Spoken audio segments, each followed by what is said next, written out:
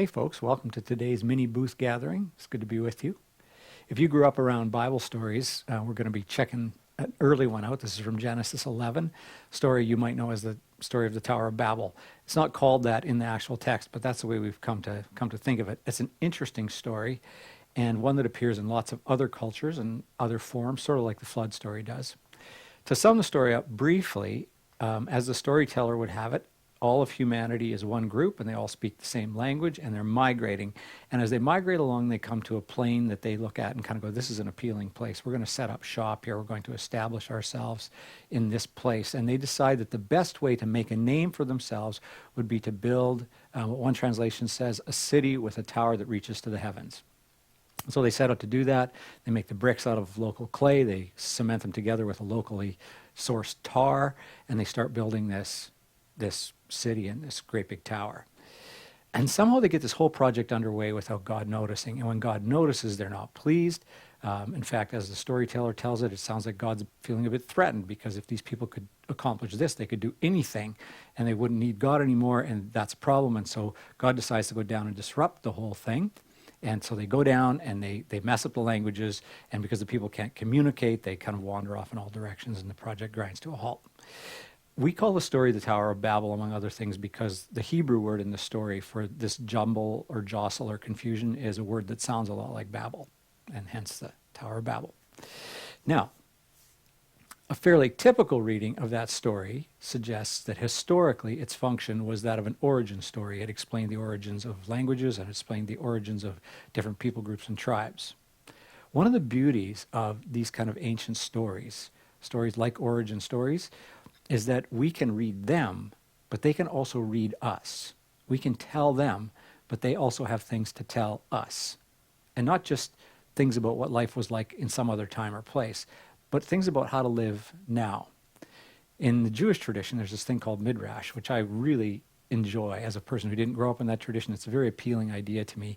And what the Midrash tradition does is it heartily invites us to take an ancient story like this and set it side by side with a contemporary problem to help us with our reconsideration, reimagination, reevaluation of that problem. It brings us to just new ways of thinking about the thing that we're wondering about or struggling with. So there's lots of different Midrash versions of the Tower of Babel story. One that comes most readily to mind is one of the early versions. And in that version of the story, the project is succeeding, it's going great.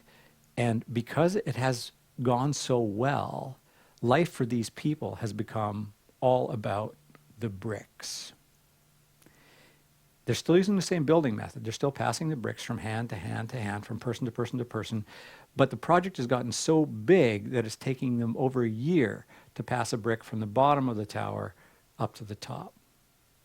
So, as you can imagine, if a brick falls and breaks, it's a big deal. In fact, in this version of the story, if a brick falls and breaks, the people weep. They stop and mourn the brick.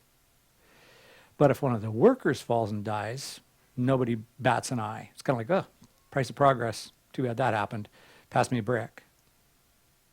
That's how that version goes. There's another version in which the women who are working on the project, because everyone's working on the project, it's the thing. If a woman comes to their time to give birth, they're not only not given a mat leave, they don't even get any time off to give birth. They give birth on the job. They just bundle their baby into their apron. They keep on passing the bricks because it's all about the project. Interesting, eh? Now, those kinds of stories have something to say to us as we work our way, I think, through this season that we're in, this season of jumble and disruption from this pandemic.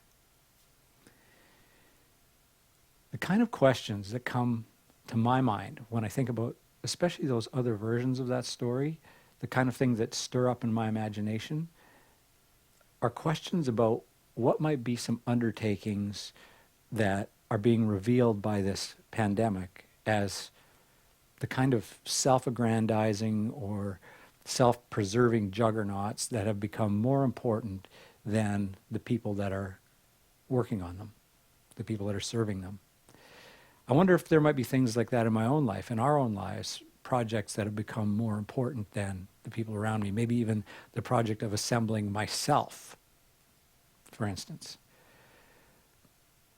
Maybe there are ways that we could look at a time of interruption like this as an opportunity to reconsider what's become most important to us, to see if there are things that have become more important than relationships, to see if there are projects that have become more important than the people that are executing them, strategies that have supplanted our human connections, our human values.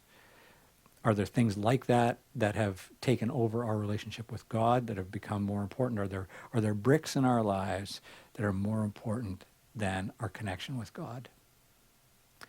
Maybe to reflect on the words of the Apostle Paul, it's time to see what might be making it hard for us to bear one another's burdens. What kind of things are getting in the way of that, either because we're hard at work trying to keep our hands full of bricks, so to speak, or because we're preoccupied lamenting the material things that are falling and breaking these days, because there's lots of that going on. In a world that can easily become all about me, sometimes things like disruption, like jumble, like confusion, sometimes those kind of things can be the container that delivers the gift of slowing down, of reconsidering what's really going on, of reconsidering the systems that I'm a part of the way I participate in those things, of how valuable the things in them become to me, and how I might lament their loss, and perhaps even lament their loss rather than seeing what the people cost is, seeing what's happening to those that are serving the system. Sometimes disruption can deliver the gift of reconsideration, reevaluation, reorientation. Maybe this is one of those times. Maybe it's time to give the city and the tower building a rest and to be grateful for the gifts that we already have, starting with all of those around us. Peace.